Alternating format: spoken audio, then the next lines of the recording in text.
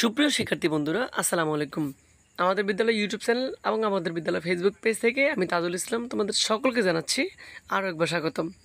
তো শিক্ষার্থী বন্ধুরা, আমাদের আজকের ভিডিওতে আমরা ন্যারেশনের 3 নম্বর পর্ব নিয়ে আলোচনা করব। তো এর আগে ন্যারেশনের উপর আমার আরও 2টা ভিডিও আপলোড করা আছে। তোমরা যদি সেই 2টা ভিডিও দেখে এই ভিডিওটা দেখতে বসো তাহলে তোমার কাছে আজকের ভিডিওটা পানির মতো লাগবে। তো আমি আশা করব সেই আগের 2টা ভিডিও দেখে তারপর তুমি আজকের ভিডিওটা দেখবা। তো আগের 2টা ভিডিও আমি ডেসক্রিপশন বক্সে লিঙ্ক দিয়ে দেবো, সেখান থেকে তুমি সেই ভিডিওগুলো দেখে আসতে পারো। তো আজকের ভিডিওতে আমরা খুব সহজ সরলভাবে ইন্টারোগেটিভ সেন্টেন্সের ইনডাইরেক্ট ন্যারেশন করব। তো বন্ধুরা চলো আমরা ইন্টারোগেটিভ সেন্টেন্সকে কীভাবে ইনডাইরেক্ট ন্যারেশন করব, তার জন্য কী কী বেসিক রুল রাখবে সেগুলো একটু জেনে নিই।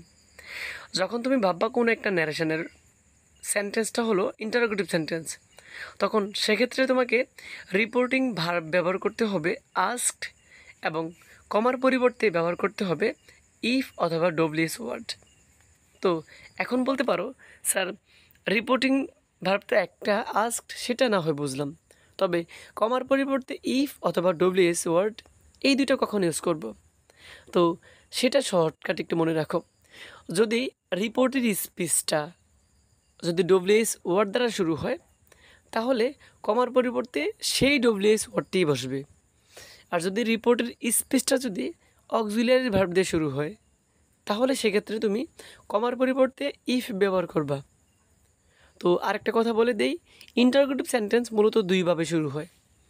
এক হচ্ছে অক্সিলিয়ারি ভার্ব দিয়ে এবং দুই হচ্ছে ডব্লিউএস ওয়ার্ড দিয়ে। তোমরা যারা ইন্টারোগেটিভ সেন্টেন্স কম বুঝো, আমি ডেসক্রিপশন বক্সে সেন্টেন্সে সহজে কীভাবে চেনা যায় সেটা নিয়ে একটা ভিডিও আপলোড করা আছে, সেটা দেখে নিও, তাহলে তুমি সেন্টেন্স খুব ভালোভাবে করতে পারবা। তো চলো বন্ধুরা, এবার আমরা ইন্টারোগেটিভ সেন্টেন্সের কয়েকটা এক্সাম্পল দেখে আসি, এবং এই এক্সাম্পলগুলো যদি ভালো করে দেখো তাহলে আমি আশা করছি তোমার এরপরে ইন্টারোগেটিভ সেন্টেন্স নিয়ে কখনো ঝামেলা পড়তে হবে না। তো আমাদের প্রথমে এখানে দেখো যেই একটা ডাইরেক্ট ন্যারেশন দেওয়া আছে, সেটা হলো Fahad said to Rahim where are you going. Fahad রহিমকে বলল তুমি কোথায় যাচ্ছ। তো এখানে তোমাদেরকে আমি এর আগের পূর্ববর্তী ভিডিওগুলোতে বলছিলাম যে যখনই তুমি ডাইরেক্ট ন্যারেশন থেকে ইনডাইরেক্ট ন্যারেশন করবা তখন তোমাকে স্পেসটা কোথায় আছে সেদিকে নজর রাখতে হবে, অর্থাৎ ইনভার্টেড কমার ভিতরে কি আছে সেটা আমাকে বুঝতে হবে। এখানে একটু খেয়াল করো, এখানে ইনভার্টেড কমার মধ্যে আছে হোয়ার আর ইউ গোয়িং। তো সর্বপ্রথম তোমাকে এইটা বুঝতে হবে যে এইটা কোন সেন্টেন্স। তো হোয়ার আর ইউ গোয়িং, দেখো তুমি কোথায় যাচ্ছ, শেষে দেখো সুন্দর করে একটা প্রশ্নবোধক চিহ্ন দেওয়া আছে। দ্যাট মিনস আমরা বলতে পারি এটা হলো একটা ইন্টারোগেটিভ সেন্টেন্স, এবং এই ইন্টারোগেটিভ সেন্টেন্সটা ডব্লিউএস ওয়ার্ড দিয়ে শুরু হয়েছে, তাই না? তো আমি একটু আগে তোমাদেরকে বলছিলাম যে ডব্লিউএস ওয়ার্ড দ্বারা যদি শুরু হয় তাহলে কমার পরিবর্তে তোমাকে এই ডব্লিউএস ওয়ার্ডটাই ব্যবহার করতে হবে। তো চলো এবার আমরা এটার অ্যান্সারটা করি বা ইনডাইরেক্ট ন্যারেশনটা করি। তবে ইনডাইরেক্ট ন্যারেশন করার জন্য তোমাকে যে শর্টকাট সূত্রটা মনে রাখতে হবে সেটা দেখো উপরে আমি স্ক্রিনে দিয়ে দিছি। সেটা হলো বক্তা প্লাস রিপোর্টিং ভার্ব প্লাস শ্রোতা প্লাস কমার পরিবর্তন প্লাস পার্সনের পরিবর্তন প্লাস ভার্বের পরিবর্তন প্লাস বাকি অংশ। তোমাকে বন্ধুরা এই শর্টকাট সূত্রটা দিয়ে যে কোনো সেন্টেন্স আসুক না কেন তুমি এটা দিয়েই করতে পারবা। অর্থাৎ এই সূত্রটার মধ্যে তোমাকে আমি একটা ধারাবাহিকতা দিয়েছি, অর্থাৎ এই ধারাবাহিকতা যদি তুমি রক্ষা করতে পারো তাহলে তুমি প্রত্যেকটা সেন্টেন্সের ন্যারেশন করতে পারবা। যেমন আজকে দেখো আমরা এই সূত্রতেই দিয়ে করতেছি। দেখো প্রথমে আমাদেরকে বক্তা বসাতে বলছে, তো এখানে বক্তা হচ্ছে ফাহাদ। তো এখানে দেখো আমি বক্তা বসালাম ফাহাদ। তো তারপরে হচ্ছে বক্তার পরে আমরা বসাই রিপোর্টিং ভার্ব। তো রিপোর্টিং ভার্ব কোথায় বসে, এই যে সেন্টেন্সটা কী আছে সেটার উপর ডিপেন্ড করে বসে। এখানে WS word where are you going এটা হলো একটা ইন্টারোগেটিভ সেন্টেন্স, আর আমরা জানি ইন্টারোগেটিভ সেন্টেন্স যখন হবে তখন আমাকে রিপোর্টিং ভার্ব বসাতে হবে কি আস্কড।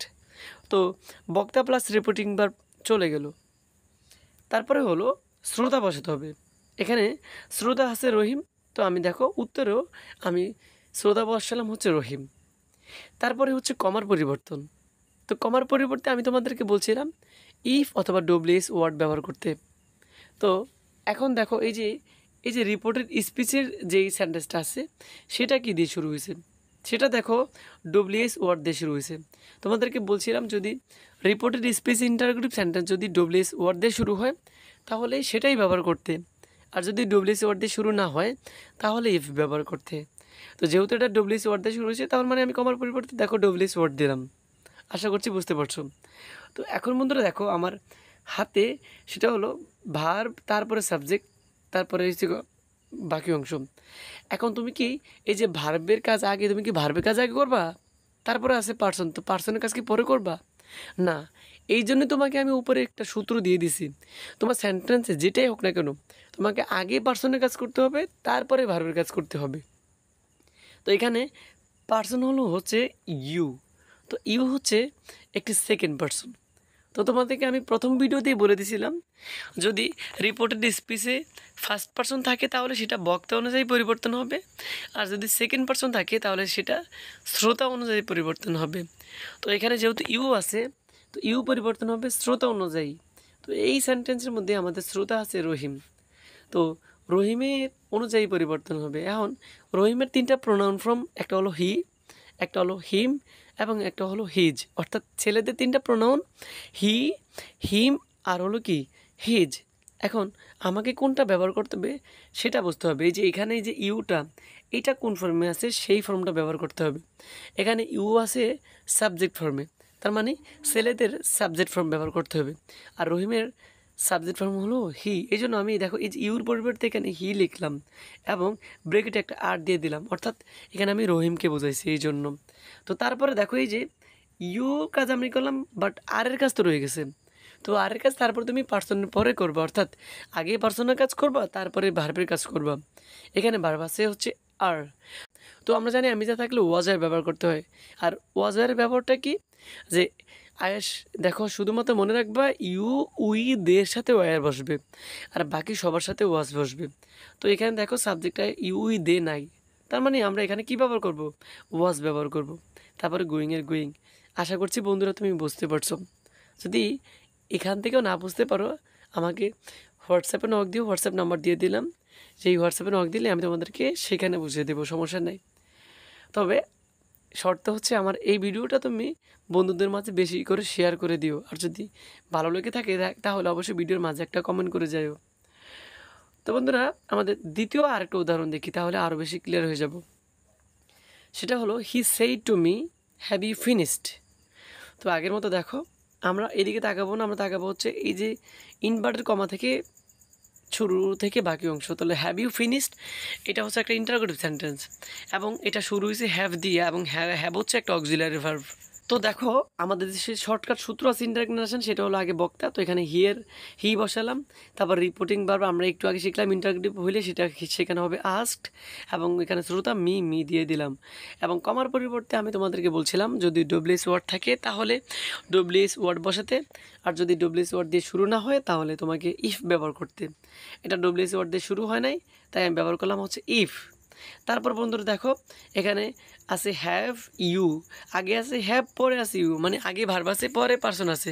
বাট আমাদের সূত্রে বলছে কি আগে হচ্ছে পার্সনের কাজ করতে তারপরে ভার্বের কাজ করতে। তো যদি আমি আগে পার্সনের কাজ করি তাহলে এখানে হচ্ছে ইউ থাকে, তাই না? আর ইউ হলো একটা সেকেন্ড পার্সন, আর সেকেন্ড পার্সন পরিবর্তন হয় শ্রোতা অনুযায়ী। এখানে শ্রোতা আছে হচ্ছে কি মি। এখন তোমাকে বুঝতে হবে এই যে ইউর কোন ফর্ম তুমি বসাবা, ইউটা কোথায় আসে, ইউটা কি সাবজেক্টে আছে অবজেক্টে আছে নাকি পজিটিভে আছে? তো ইউ আছে মূলত সাবজেক্টে। এখন এই যে তুমি তো মিয়ের দ্বারা পরিবর্তন করবা। মিয়ের সাবজেক্ট ফর্ম কি? মিয়ের সাবজেক্ট ফর্ম হচ্ছে আই, অর্থাৎ আমরা জানি আই মি মাই। তো এই মিয়ের সাবজেক্ট ফর্ম আই, এখানে আমি আই বসালাম। তারপর দেখো হ্যাভ আছে, হ্যাভটা রেখে গেছি আমি, তাই না?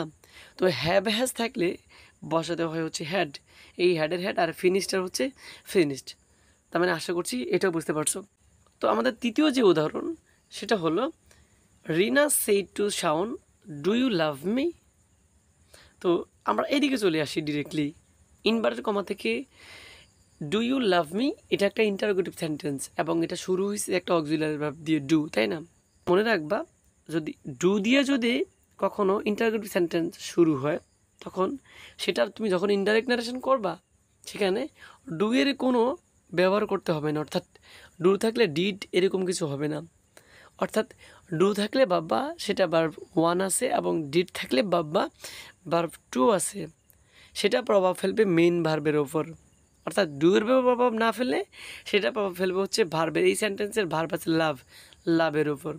তো আমরা এটা করে দেখো, আমরা জানি প্রথমে বক্তা বসাতে হবে, তো এখানে বক্তা রিনা বসালাম, তারপর রিপোর্টিং ভার্ব যেহেতু ইন্টারোগেটিভ সেন্টেন্স আস্কড বসালাম, আর শ্রোতা শাওন বসালাম, কমার পরিবর্তে ইফ বসালাম, যেহেতু এটা ডব্লিউএস ওয়ার্ড দ্বারা শুরু হয় না এই জন্য ইফ বসালাম।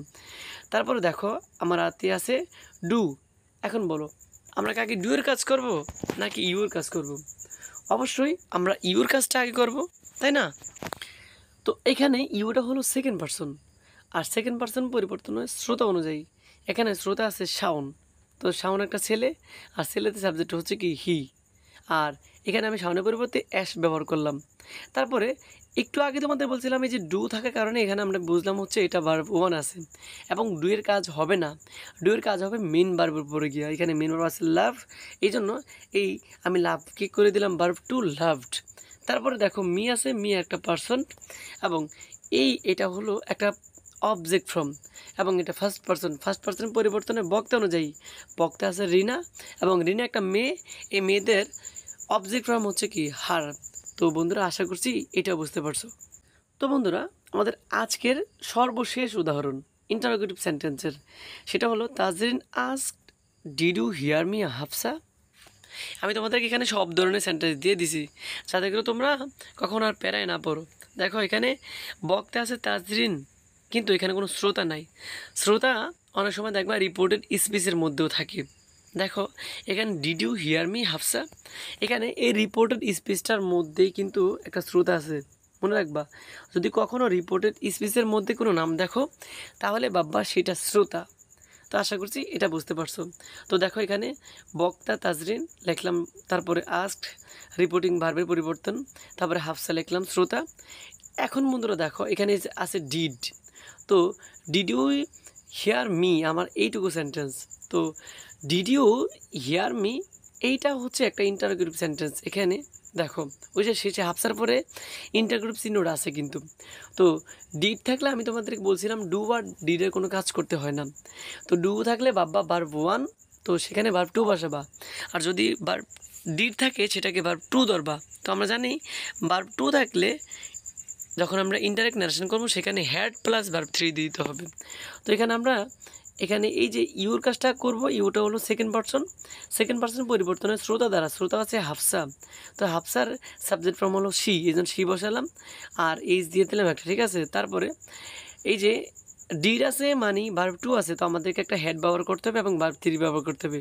হিয়ারের ভার্ব 3 হলো হিয়ার, দেখো হ্যাড হিয়ার। আর এই যে মি হলো একটা অবজেক্ট ফর্ম, এবং মি ফার্স্ট পারসন, সেটা হলো তাজরিনের অবজেক্ট ফর্ম হচ্ছে কি হার। তো বন্ধুরা এই হলো আমাদের আজকের ইনডাইরেক্ট স্পিচ। কোন সেন্টেন্স থেকে? ইন্টারোগেটিভ সেন্টেন্স থেকে। আশা করছি তুমি যদি এই 4টা উদাহরণ মনোযোগ সহকারে করো তাহলে এরপর তোমার ইন্টারোগেটিভ সেন্টেন্সের ন্যারেশন করা নিয়ে কোনো টেনশন করতে হবে না।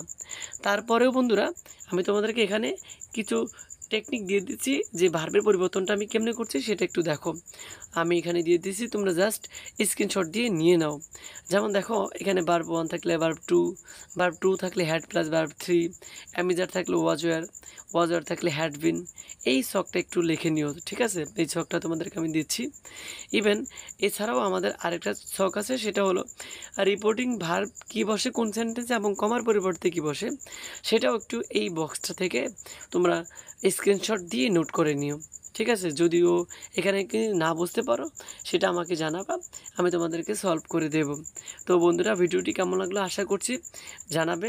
যদি ভিডিওটি ভালো লেগে থাকে তাহলে ভিডিওতে একটা লাইক দিবে এবং বন্ধুদের মাঝে বেশি বেশি করে এই ভিডিওটি শেয়ার করে দেবে, যাতে করে তোমাদের বন্ধুরাও এখান থেকে উপকৃত হতে পারে। তো আর যদি তোমরা আমাদের ইংলিশ রাইটিং পার্টের শর্টকাট পিডিএফটা নিতে চাও তাহলে হোয়াটসঅ্যাপ নাম্বার দেওয়া আছে, সেই হোয়াটসঅ্যাপ নাম্বার যোগাযোগ করে আমাদের পিডিএফটা সংগ্রহ করতে পারো। সেখানে তোমরা সকল ইংলিশ রাইটিং পার্টের শর্টকাট ফরম্যাট পেয়ে যাবা, এবং যেটা ফলো করে তুমি মাত্র 7 দিনে তোমাদের ইংলিশ রাইটিং পার্টের ফুল প্রিপারেশন নিতে পারবা। তো আজকের ভিডিওটি এই পর্যন্তই। আল্লাহ হাফেজ।